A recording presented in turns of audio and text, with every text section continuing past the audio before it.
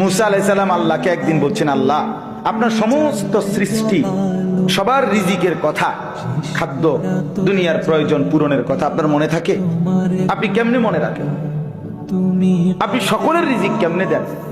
আল্লাহ তাআলা বললেন, মুসা তোমার সামনে একটা বড় পাথর আছে, তোমার হাতে লাঠিটা দিয়ে ওটাতে একটা বাড়ি মারো।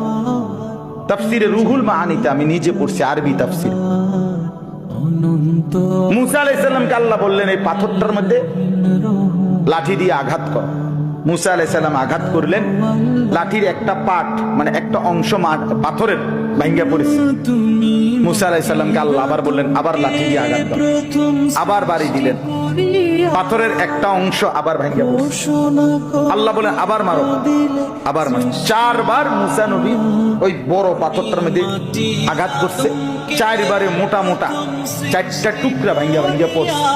এই চতুর্থ